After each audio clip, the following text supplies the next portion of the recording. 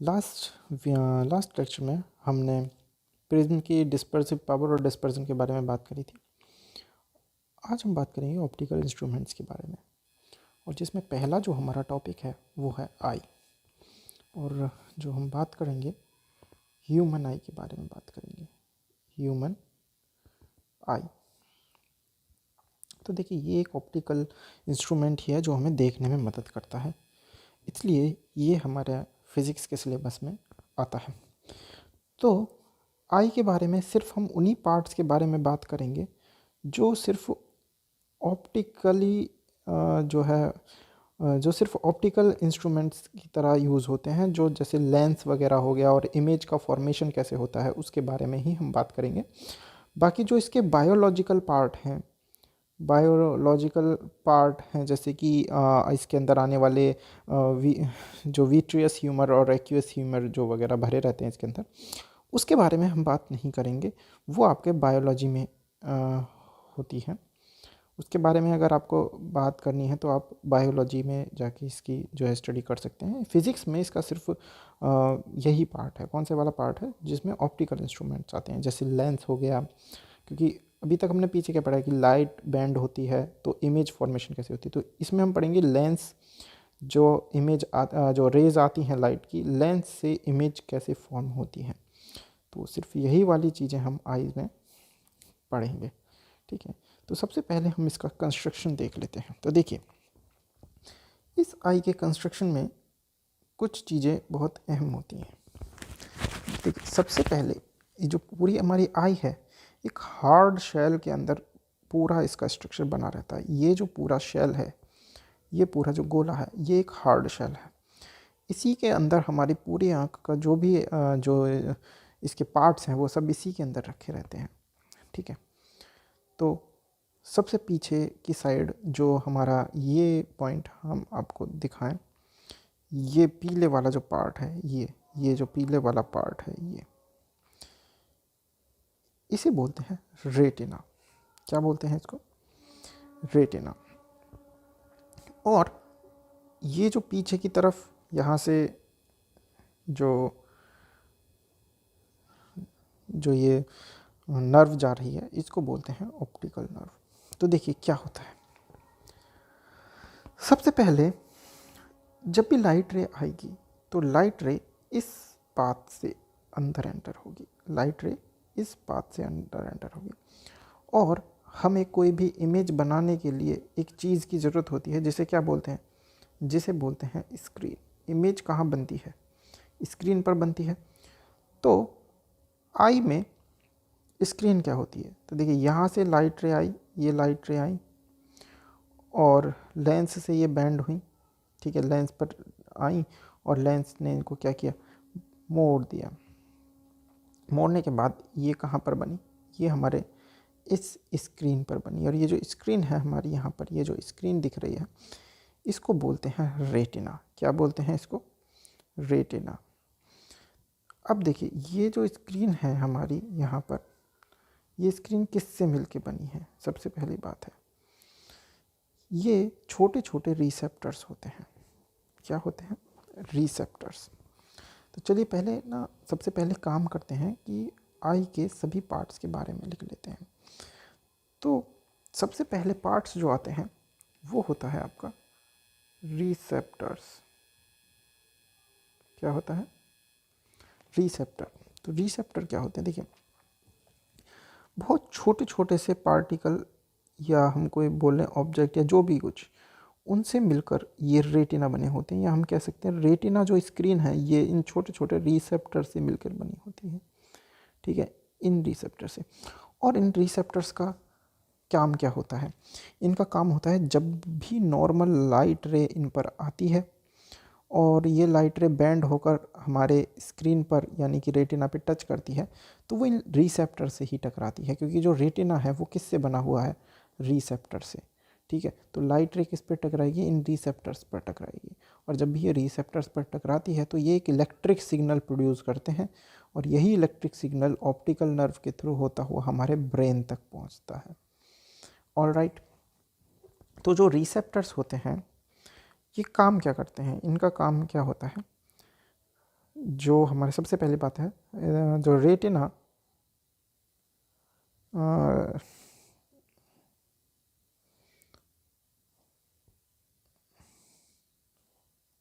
देखिए क्या होता है, retina of our eye is made of these receptors. These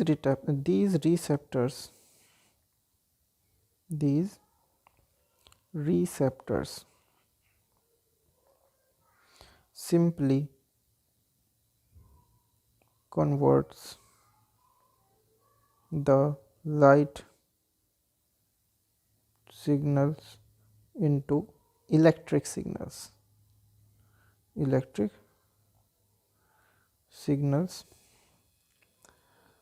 ठीक है, ये क्या करते हैं, electric signal, and optical nerve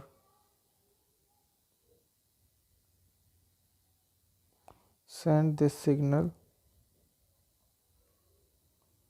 to the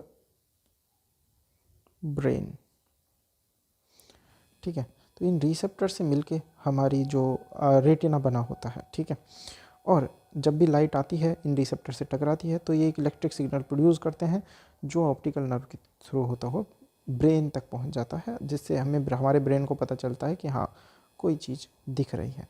ठीक है, अब ये रिसेप्टर्स भी दो तरह के होते हैं, सही है, क्या होते हैं, there are two kind of receptors. ठीक है, ये क्या होते हैं, कॉनिकल टाइप होते हैं, एक तो कॉनिकल टाइप होते हैं और सिलेंड्रिकल टाइप होते हैं।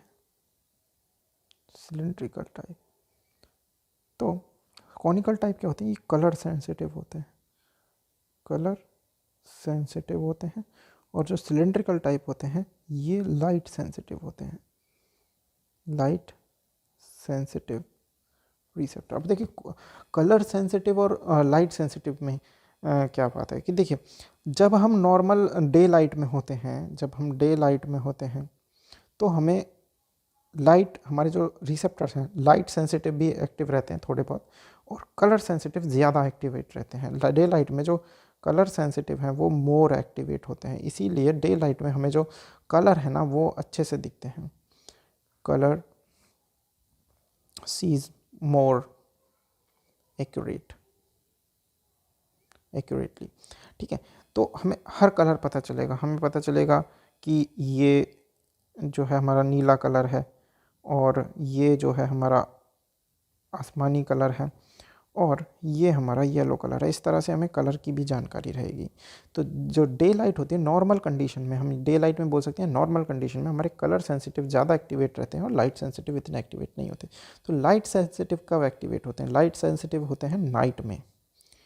तो नाइट में आपने देखा होगा अंधेरे में हमें हमारे लाइट सेंसिटिव ज़्यादा एक्टिव रहते हैं as respect to colour sensitive, तो हमें लाइट में कलर अच्छे से नहीं होते।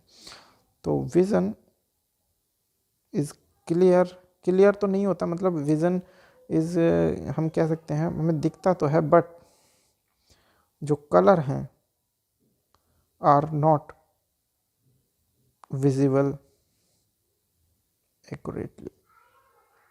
अगर आपसे हम कहें कि अंधेरे में से कोई शर्ट या कोई कपड़ा उठा के लाना है तो आप ले तो आओगे, आपको थोड़ा बहुत तो दिखेगा, ठीक है, मतलब बिल्कुल अंधेरा नहीं, मतलब कम लाइट, सही है, लेस लाइट, ठीक, आपको दिखेगा, बट अगर हम आपसे कहें कि इस कलर की शर्ट लानी है तो उसको वो आप नहीं देख सकते, वो आपको कलर पहचानने में दिक्कत हो जाएगी अंधेरे में। लेकिन जो डॉग्स वगैरह होते हैं, जो जानवर होते हैं हमारे एनिमल्स हैं, जो एनिमल्स होते हैं, ठीक है, उनके जो लाइट सेंसिटिव हैं, लाइट सेंसिटिव वो ज़्यादा होते हैं। लाइट सेंसिटिव रिसेप्टर्स जो होते हैं उनके पास वो मोर होते हैं as respect to colour sensitive. इसीलिए एनिमल्स नाइट विज़न जो है उनके पास अच्छा होता है, night vision is more clear, ठीक है, इसीलिए अच्छा होता है उन पर, मोर क्लियर देन ह्यूमन, इसीलिए अच्छा होता है। तो आपने देखा डॉग्स जो हैं नाइट में भी हमसे अच्छा देख लेते हैं, हमें नहीं दिखता।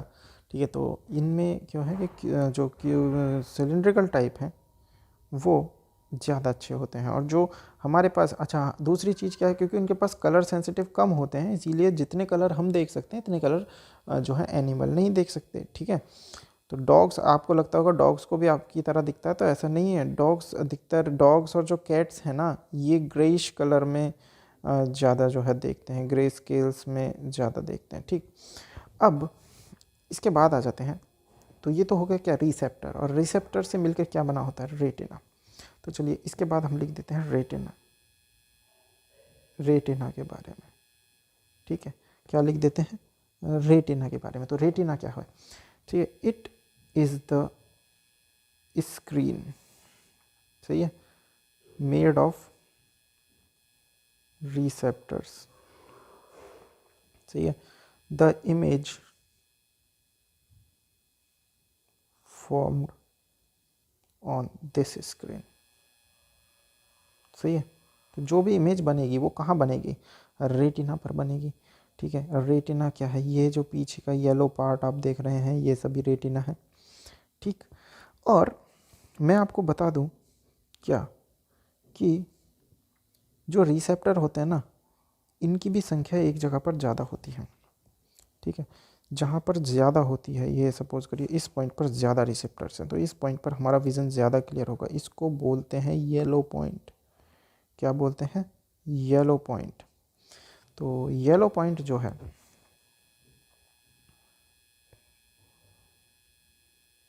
ठीक है, it is the point, it is a point on retina, ठीक है, वेयर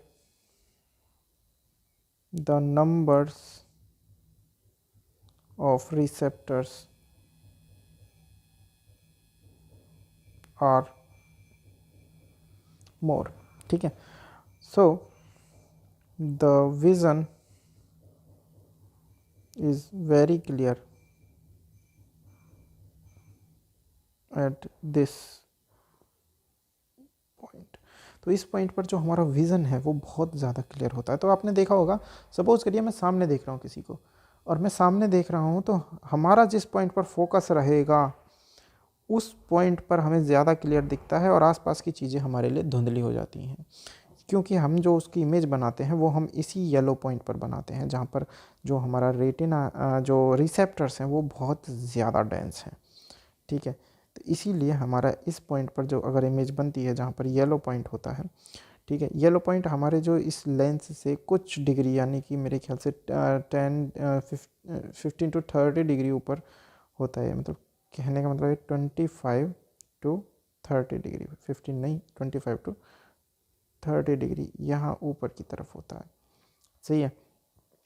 तो इसीलिए आपको देखा होगा कि हमें ज़्यादा चीज़ें अच्छी कहाँ दिखती है, नीचे की तरफ। जैसे हम नॉर्मल कंडीशन में अगर देख रहे हैं तो हमें अपने जो आई है उससे थोड़ा नीचे की तरफ दिखता है, और जब हम ऊपर की तरफ देखते हैं तो हम इस येलो पॉइंट को ऐसे शिफ्ट कर लेते हैं सामने की तरफ। और आपने देखा होगा इधर उधर का देखने के लिए हमें आंखों की पुतली को इधर उधर मूव करना पड़ता है। वो इसीलिए क्योंकि विज़न को क्लियर करने के लिए हम हर पॉइंट की इमेज को कहाँ बनाते हैं, येलो पॉइंट पर। जहाँ जो भी चीज़ हम देख रहे हैं उसकी इमेज को हम बनाना पसंद करेंगे येलो पॉइंट पर, ऑल राइट, ताकि विज़न हमें जो है क्लियर दिखाई दे। इसके बाद आता है एक ब्लैक पॉइंट। ठीक है, ये ब्लैक पॉइंट क्या है, देखिए जहाँ से ऑप्टिकल नर्व शुरू होती है, इस पॉइंट की अगर मैं बात करूँ, यहाँ से ये ऑप्टिकल नर्व शुरू हो रही है। ठीक है, तो यहाँ पर कोई रिसेप्टर्स नहीं होंगे, इस पॉइंट पर कोई रिसेप्टर नहीं होंगे। तो अगर इमेज इस पॉइंट पर बनेगी, अगर इमेज इस पॉइंट पर बनी, तो यहाँ पर कोई भी विज़न क्रिएट नहीं होगा। कोई भी पॉइंट पर अगर सामने जो भी रे आ रही है किसी भी ऑब्जेक्ट से, अगर वो रे इस पॉइंट पर टकराई तो हमें कुछ नहीं दिखेगा। तो इसीलिए होता है कभी कभी कोई चीज़ हमारे सामने भी होती है और मिस हो जाती है, वो इसलिए क्योंकि उससे आने वाली पॉइंट जो रे है वो ब्लैक पॉइंट पर टकरा रही हूँ। तो at this point on retina there is no receptors, सही है। जो ऑप्टिकल नर्व है started from this point. See, so no image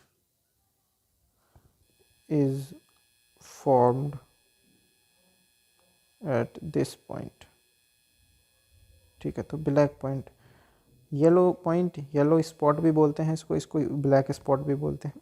ठीक है, तो ये हमारे येलो पॉइंट और ब्लैक पॉइंट है। इसके बाद हम बात करें, हमारा रेटिना हो गया और ये हो गया।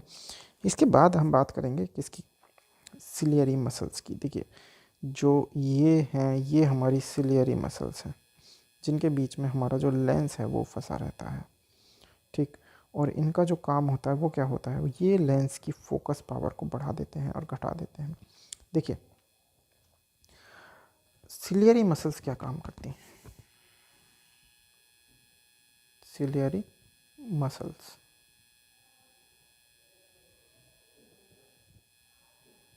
सिलियरी मसल्स, देखिए, जो हमारा लेंस होता है ना, ये सपोज करिए हमारा आइज का लेंस है इस तरह का, तो ये जो है ना सिलियरी मसल्स में फंसा रहता है इस तरह से। ठीक, ये इसका साइड व्यू है, ये इसका क्या है, साइड व्यू। और अगर इसका फ्रंट व्यू दिखाऊं तो सपोज करो ये हमारा अगर लेंस है, चलिए थोड़ा इसको ठीक से बना लेते हैं। अगर ये हमारा लेंस है तो इसके चारों तरफ क्या हो गए, सिलियरी मसल्स। ठीक है, ये क्या है, सिलियरी मसल्स है। अब देखिए, सिलियरी मसल्स का क्या काम है, जब भी कोई लाइट रे आती है, सपोज करिए ये है, और नॉर्मल कंडीशन में आने वाली लाइट कैसे आती है, इन्फिनिटी से, और इन्फिनिटी से लाइट जो आएगी वो पैरेलल टू प्रिंसिपल एक्सिस आती है, और प्रिंसिपल एक्सिस लाइट जो आएगी पैरेलल टू, वो कहाँ मिलेगी, फोकस पे। तो जो नॉर्मल कंडीशन में हमारा फोकस है वो कहाँ होता है, रेटिना पर।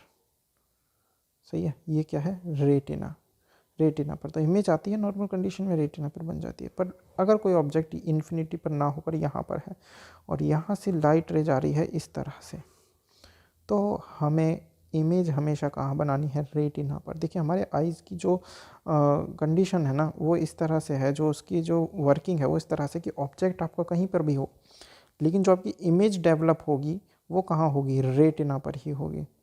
ऑलराइट, तो अब यहाँ ऑब्जेक्ट आ गया, हमारा ऑब्जेक्ट की पोजीशन हमारी यहाँ आ गई, यहाँ से जो रे आई वो इस तरह से आई, वो पैरेलल नहीं आएंगी। तो सपोज़ करिए नॉर्मल कंडीशन में अगर ये इनको 10 डिग्री मोड़ देता है, और अगर अब ये इसको 10 डिग्री मोड़े, तो हमारी इमेज हमें रेटिना पर नहीं बनेगी, वो कहाँ चली जाएगी, पीछे चली जाएगी। ठीक है, तो इससे बचने के लिए, इसको हमेशा रेटिना पर क्रिएट करने के लिए हमारे जो सिलियरी मसल्स हैं वो क्या करती हैं, वो लेंस को दबा देती हैं। और जब लेंस दब जाता है तो लेंस की रेडियस बढ़ जाती है, और अगर कोई ऑब्जेक्ट यहाँ है और यहाँ से ये रेज आ रही हैं, तो ये अगर पहले उसको नॉर्मल कंडीशन में 10 डिग्री मोड़ रहा था, तो अब ये इसको मोड़ेगा सपोज करिए 30 डिग्री, और हमारी जो इमेज बनेगी वो कहाँ बनेगी, वो बनेगी रेटिना पर। ठीक है, इस तरह से। तो सिलियरी मसल क्या हो गए, स्ट्रेच्ड हो गई, सिलियरी मसल्स क्या हुई, स्ट्रेच्ड हो गई, सिलियरी मसल खींची और इसको दबा दिया, लेंस को दबा दिया, दबाने से इसकी रेडियस बढ़ी, तो इसका जो है पावर भी बढ़ गया, और पावर बढ़ा तो इसने लाइट को ज़्यादा बैंड किया। इसने अब लाइट को सपोज करिए 30 डिग्री बैंड कर दिया, और हमारी जो इमेज है वो कहाँ बन रही है, रेटिना पर बन रही है। तो सिलियरी मसल इस तरह से हमारी क्या होती रहती हैं, कंप्रेस रहती हैं और स्ट्रेच्ड रहती हैं, और नॉर्मल कंडीशन में हमारी रहती हैं। तो सिलियरी मसल्स के बारे में हम क्या लिखें, these are the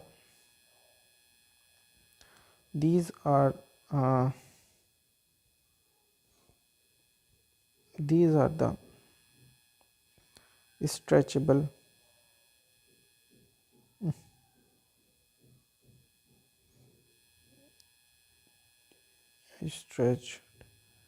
stretchable muscles. See, the lens, जो लेंस है हमारा, lens lens is fixed with the help of these muscle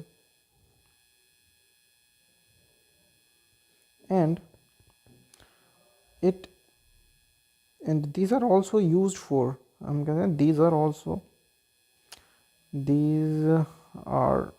also used for regulate the power, और कहते हैं चेंज द पावर या shift the power of lens. ठीक है, क्या करते हैं, शिफ्ट कर देते हैं पावर को, कभी कम कभी ज़्यादा, ताकि हमारा जो हमेशा है, सही है, जो हमेशा जो ऑब्जेक्ट है उसकी इमेज कहाँ बने, रेटिना पर बने। सही है, shift the power of lens to make the image of the object at retina always। सही है, हमेशा हमारी इमेज कहाँ बनेगी, रेटिना पर बने। इस तरह से सिलियरी मसल्स जो है काम करती हैं, वो कभी कॉन्ट्रैक्ट हो जाती हैं, कभी स्ट्रेच हो जाती हैं। ठीक है, इस तरह से काम करती है। तो देखिए, हमारी मसल्स नॉर्मल कंडीशन में कब रहेंगी, जब हम इन्फिनिटी का देखें। ठीक है, तो वो नॉर्मल कहाँ बनाएंगी, रेटिना पर बनेगी, तो इसको वर्क नहीं करना पड़ रहा। और जब हम करीब का देखने लगते हैं और करीब का देखने लगें तो हमारी ये वर्किंग में आ जाती है, ये नसें खींचने लगती हैं।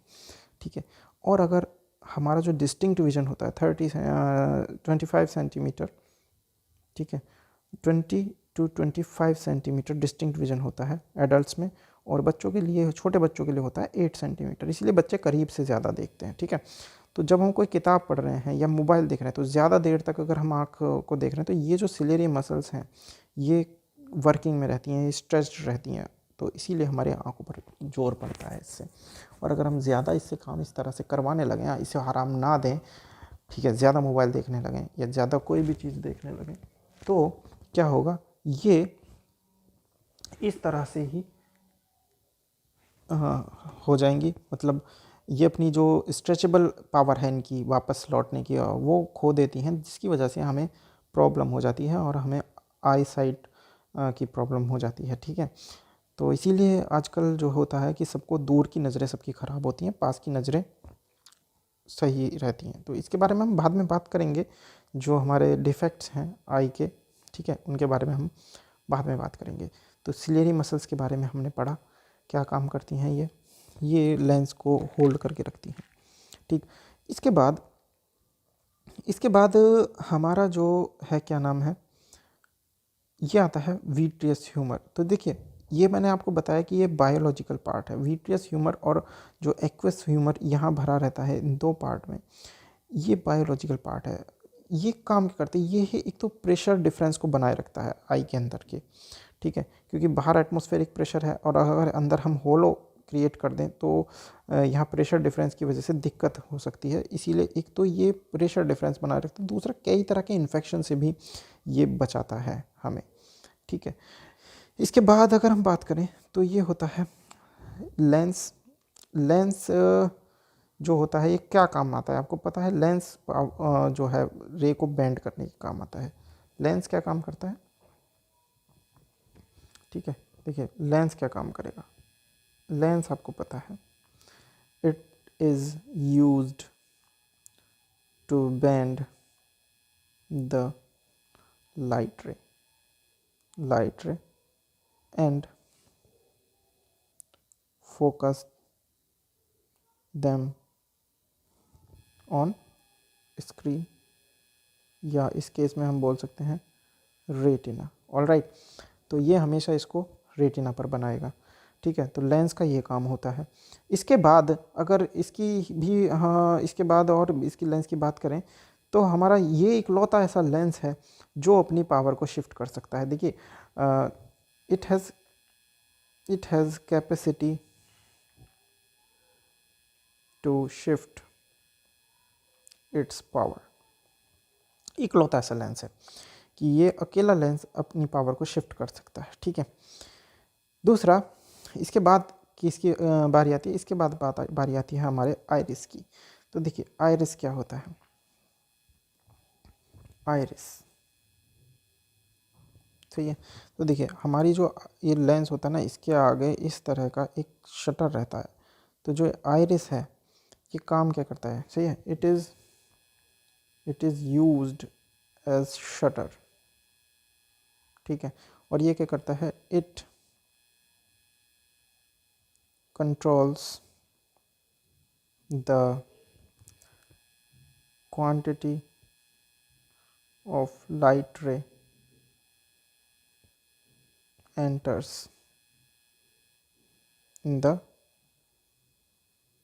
enter in the eye, ठीक है। और हम ये भी बोल सकते हैं इट कंट्रोल्स द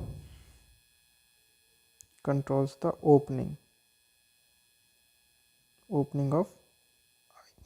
देखिए जब आप कभी ज़्यादा रोशनी में होते हो तो हमें जो अंदर है, जो रेज जा रही हैं, वो हमें इतनी रेज नहीं चाहिए, हमें कम लाइट की आवश्यकता होती है। तो ये ओपनिंग कम हो जाती है और अंदर सिर्फ लिमिटेड अमाउंट में जो रेज हैं वो एंटर करती हैं और हमारी जो इमेज है, वो जो विज़न है, वो क्लियर बनता है, ठीक है। और ये इसी वजह से होता क्या है कि जब आप तेज़ रोशनी में जाओ और इसकी जो ओपनिंग है ना, ये होती है कम, ठीक है। और आप अंधेरे में चले गए, रोशनी में से आप सीधे किस में चले गए, डार्क में। तो जैसे ही आप लाइट से सीधा डार्क में जाते हो तो आपको एकदम से कुछ नहीं दिखता। अगर आप सपोज़ करें कमरे के बाहर घूम रहे हैं, सपोज़ करें आप घर के बाहर रोशनी में घूम रहे हैं, ठीक है, आप यहाँ घूम रहे हैं और आप भाग के अंदर एकदम जाएं तो आपको अंधेरा अंधेरा अंधेरा रखे दिखेगा। क्यों? क्योंकि अभी आपकी जो ओपनिंग है ना वो कम हो गई है। और ओपनिंग कम होने की वजह से जैसे ही आप अंदर जाते हैं वहाँ आपको ज़्यादा ज़रूरत होती है लाइट की, ठीक है।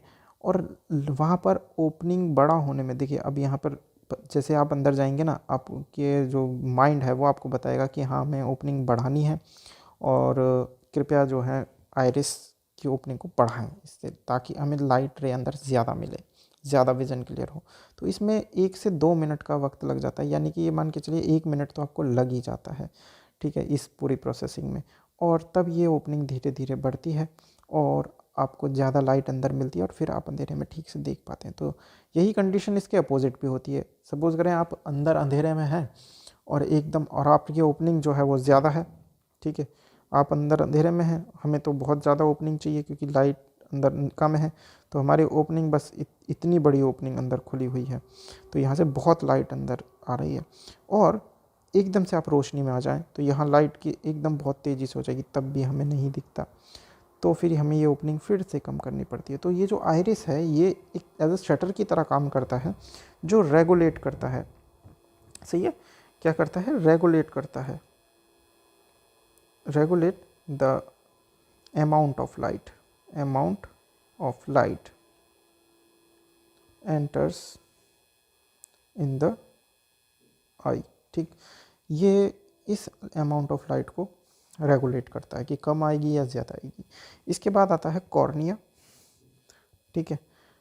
अच्छा फिर जो प्यूपिल है, प्यूपिल जो है इस ओपनिंग को बोलते हैं, प्यूपिल जो है किसको बोलते हैं, देखिए ये रेटिना आ गया, रेटिना ने जो ओपनिंग छोड़ी, ये हमारा लेंस है और ये हमारा रेटिना है। ये जो ओपनिंग होती है ना, इस ओपनिंग को ही प्यूपिल बोलते हैं, ठीक है। Opening of retina, sorry, opening of iris,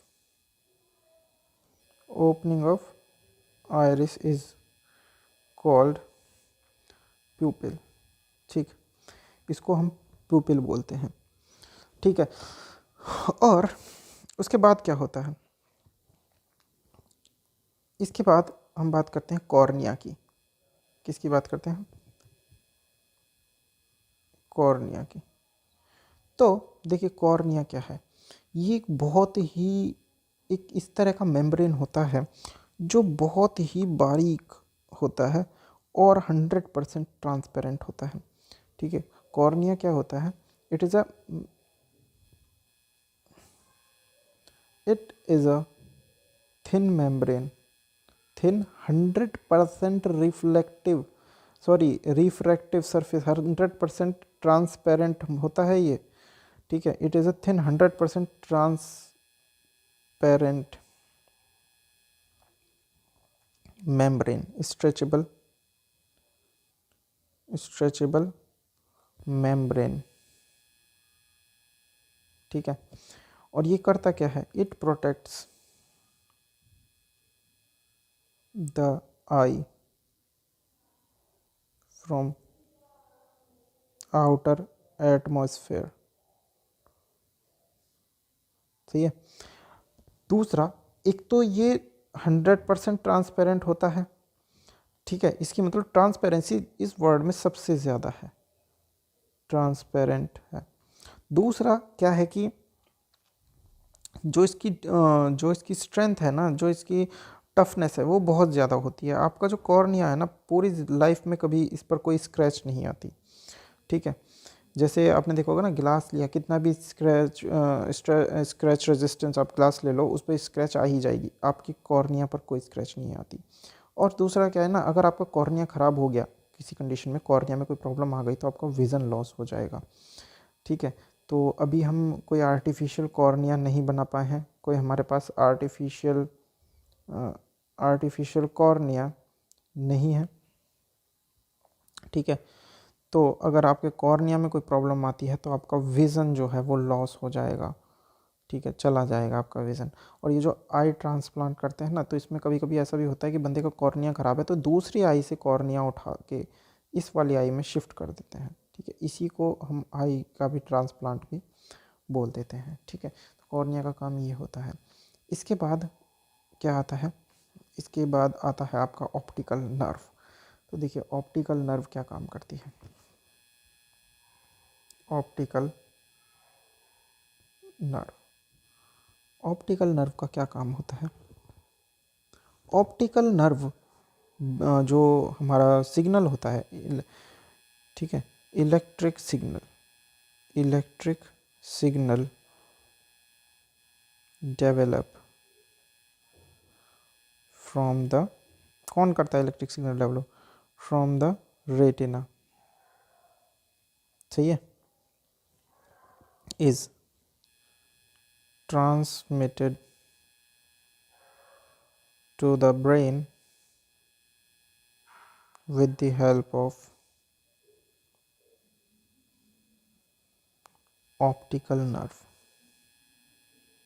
optical nerve, optical nerve की मदद से, ये देखिए, ये जो आपके ऑप्टिकल नर्व है ना ये, ठीक है, इसकी मदद से हमारा जो सिग्नल जो डेवलप हुआ है, इलेक्ट्रिक सिग्नल, यहाँ से देखिए लाइट आई और रेटिना पे टकराई, जब रेटिना पे टकराई तो यहाँ पर जो रिसेप्टर्स हैं उन्होंने उस लाइट सिग्नल को किस में बदल दिया, इलेक्ट्रिक सिग्नल में।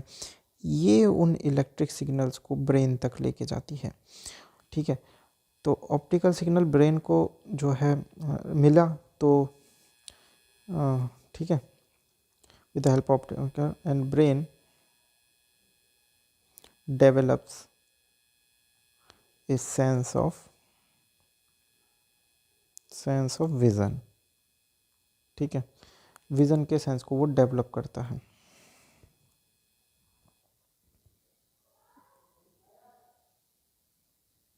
ठीक है।